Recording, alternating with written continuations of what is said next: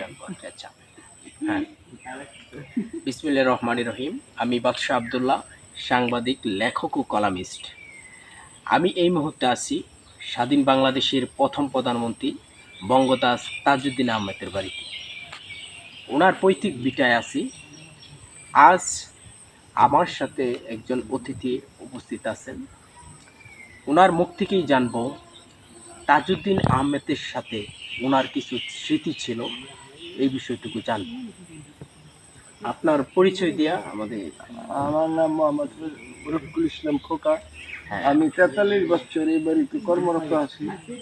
কর্মরতর আগে 69 নির্বাচনের সময় বিভিন্ন এলাকায় মিটিং হয়েছে। উত্তরখামের, সিংছড়ি, ওই মিটিংয়ে তাজুল সাহেব আসছে। আমি বাড়িতে সবার আগে হয়ে গেছি। ওই সময় আপনার বয়সটা কত আমার ছিল? বয়স ছিল 12-13 ফলাফান। অনেক 12-13 ফলাফান যত টেডন, এত টেডন না ছিলাম না। একটু হাবা বোবা চায় ওই সময় ফলাফান আছে। তো যেন মিটিং করবে আগে খবর পাইছি, আগেই গেছি গা।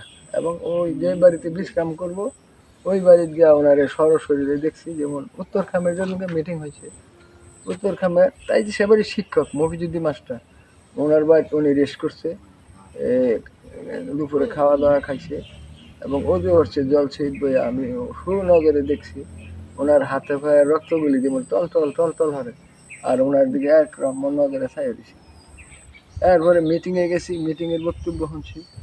আবার এই বাইশাবর মিটিং গেছে, হ্যাঁ গেছি। উত্তরখামের মিটিং হয়েছে, সিংছড়ি মিটিং হয়েছে, সিংছড়ি মিটিংও আমি গেছি। কিভাবে যাইতেন ওই সময়? ওই সময় হাঁটটা এত ভালোবাসা ছিল? হ্যাঁ, এত হাঁটটা। এই সময় কোনো গাড়ি গুড়ি ছিল না, কোনো গাড়িতে কোনো মিছিল গেছে না, বুঝছো, হাঁটটা। আচ্ছা, 1971 সালে যে সংগ্রাম হয়েছে, ওই সংগ্রামের সময় তাজুল সাহেবকে কাপাইশিয়ায় ওনার কোনো ভূমিকা ছিল এরকম? ওনার ভূমিকা কাপাইশিয়া না তো, ওনার ভূমিকা তো সারা সারা বাংলাদেশ দেশই নিয়ে। ছিল, কিন্তু কাপাইশিয়ায় ওই সময় উনি না, অবস্থান করতে পারে নাই। ওই সময় কাপাইশিয়া অবস্থান করছে না, ঢাকায় অবস্থান করছে। মানে অল্প কিছু সময় কি ছিল এখানে? না, উনি বাড়িতে আসতে পারছে না, ওই সময় বাড়িতে আসতেই পারছে। ওই মিটিং থেকে নানানভাবে ভারতে গেছে গা। এখন সংগ্রামের পরে মানে ওনার সাথে আপনার সংগ্রামের পরে ওনার লাগে দুইবার দেখা হয়েছে। একবার ওনার মা মারা গেছে, 60 দিন রয়েছে। ওই 60 দিন ওই খালি ওনার চেহারাই দেখছি, ঘুরছি। কত সালে মারা গেছিল? এইটা আমার সন্ধ্যা হেরে মনে নাই। আনুমানিক ধরেন 7 দিনের 2 বছরের মধ্যে বা 1 বছরের মধ্যে মারা গেছে অনুমানিক, বুঝছেন। ওই সময় উনি মন্ত্রী হয়ে আছে। ওই সময় আমি ওনার চেহারাই দেখছি।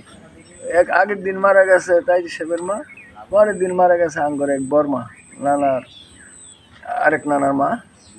ওই জানাজা তো উনি গেছে, কয় বড় নামছে, লাশ নামাইছে, খালি ওনার ভিলে ছায়া দিছে ব্যাক মানুষ, বুঝছেন।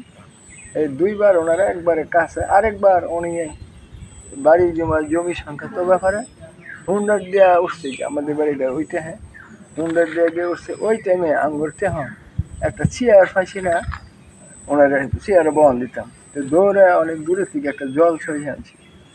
আর ওরা ওই সংগ্রামের সময় কাগজপত্র আমাদের বাড়িতে মক্কির ভিত্তি বইরা রাখতো, এদিকে এদিকে হুট করে ফেলা হইতো যাতে আগুনে না পড়ে, পানি না বেঁধে মুখ ফুক বাঁধতে আরেকজন বলে বুঝলেন। স্বাধীন হওয়ার পরে বাড়িতে এনে রাখা হয়েছে। ওই কাগজ কাগজ জমি সমিতির ব্যাপারে এইগুলি দেখছি ঠিকঠাক আছে কিনা নিচে। এই দুইবার আমার একবারে কাছে কাছে থেকে কথাবার্তা হয়েছে। কথাবার্তা হয়েছে আপনার সাথে? আমার সাথে কথাবার্তা হয়েছে, আমরা ফলাফল হরমোন দিচ্ছি, ইরান হেডান এটা দর এরকম কথা কইছে। ওই যে কাগজটা বেরিয়ে গেল, এই কাগজ বাহর কথা কইছে। এছাড়া অন্য কোনো ওনার স্মৃতি বাতিজা আছে? ছিল একটা দলিল সাহেব সুন্দর করে নিয়ে আসছিল। এরপরে ওনারে সরাসরি আর দেখি নাই, মানে এই সরাসরি দেখছি আর কি। পরে তো ঢাকার গন্ডগোল লাগছে সামনাসামনি, আর পর ভাগ্য হয়েছে না আর কি। ধন্যবাদ সম্মানিত দর্শক। আমরা এতক্ষণ একজনের সাথে পরিচিত হলাম যিনি তাজউদ্দিন আহমেদকে একেবারে সশরীরে দেখেছেন। ওনার মুখ থেকে আমরা কতগুলো কথা শুনলাম। আজকের মতো এখানেই বিদায় নিচ্ছি। ধন্যবাদ।